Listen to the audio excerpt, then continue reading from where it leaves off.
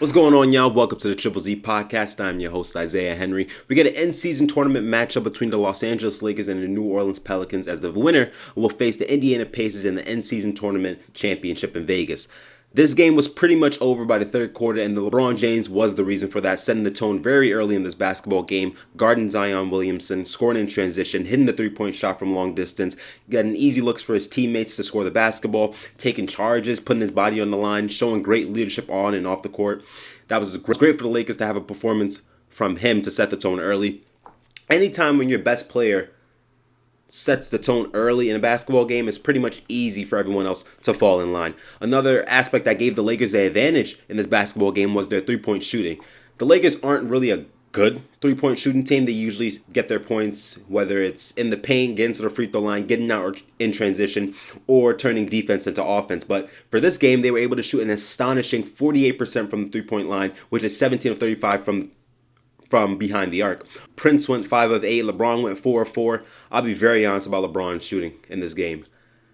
The first 2 3-point attempts he shot and made, I was like, all right, he's feeling nice. The third one, I'll be absolutely honest, I thought it was a heat check. I really thought it was a heat check, and he knocked it down, and I was like, wow. And then, because the third one he shot was from deep, like Curry range, like parking lot type of stuff. Like, he shot it from the parking lot, and he knocked it down. I was like, oh, it's one of those type of nights. From the logo, he shot that thing. That was crazy. D'Lo went 2 of 5. Reeves went 3 of 6. I mean, great shooting all around for the Los Angeles Lakers. Something else that also gave the Lakers the advantage was their defense and rebounding. I think the Lakers can be one of the best defensive and rebounding teams in the entire association because of their size and length. You have AD, you have Braun, you have Rui, you got Vando, you got Jackson Hayes, you got who else? You got Prince, you got Reeves, you got all these people that can rebound the ball and also play really solid defense. And that obviously starts with Anthony Davis. He had a good/great game, 15 boards, 2 blocks, 2 steals. So he was on the glass, and he was also anchoring the Lakers defense. Overall, as a team, the Lakers played really great defense. I mean, the Pelicans didn't even get to score 100 points. They scored only 89 points, and you have to give credit to Braun, AD, Reeves, everybody that was really involved in the Lakers defense. The Pelicans, on the other hand, I expected BI and Zion to go right at the Lakers and, make a statement in this basketball game, but that wasn't the case. Neither played scoring above 15 points. BI struggled offensively, 4 of 13 from the field. That mid-range shot that he usually knocks down wasn't falling down for him. Zion, 6 of 8 from the field, 13 points, 1 of 6 from the free throw line.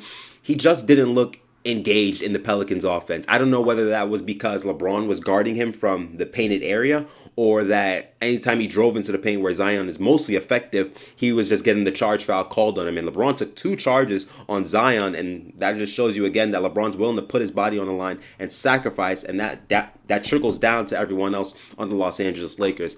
Also for Zion, for him, he usually gets to play bully ball in most basketball games, but this time he really couldn't. He didn't get any mismatches. He couldn't take advantage of his size and strength and athleticism when he gets a smaller player on him to say.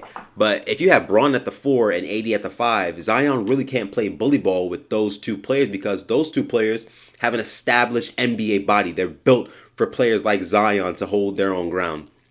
So I thought that was probably one of the reasons why Zion struggled in this basketball game, or wasn't as involved in the offense. And honestly, that to the Lakers defense, you have to give the Lakers credit defensively for them to hold the Pelicans' 2 best players and scoring offensively. They weren't able to find their rhythm because of the Lakers defense.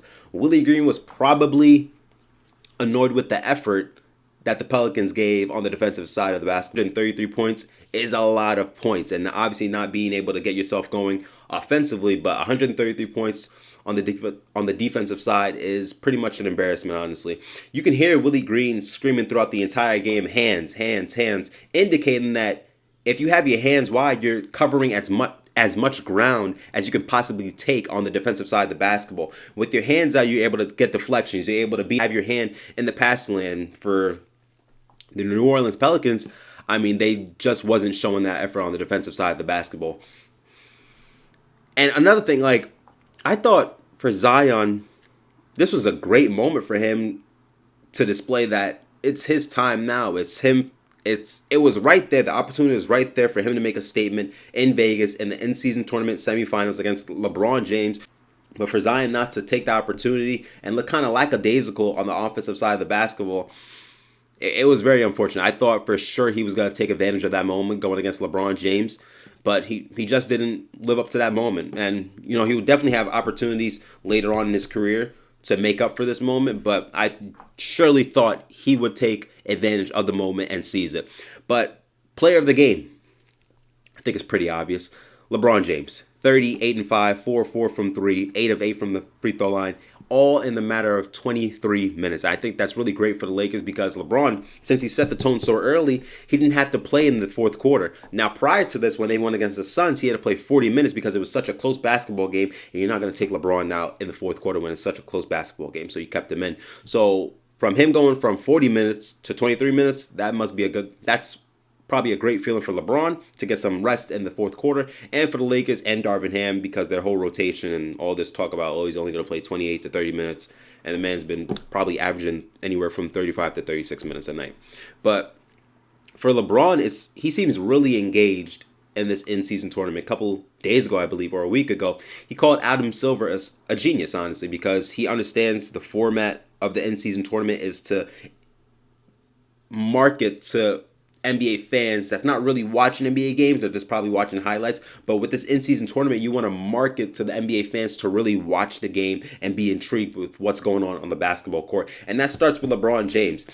He's the face of the NBA, and for him to set an example of being really engaged with this in-season tournament, it seems like he really wants to have $500,000 reward.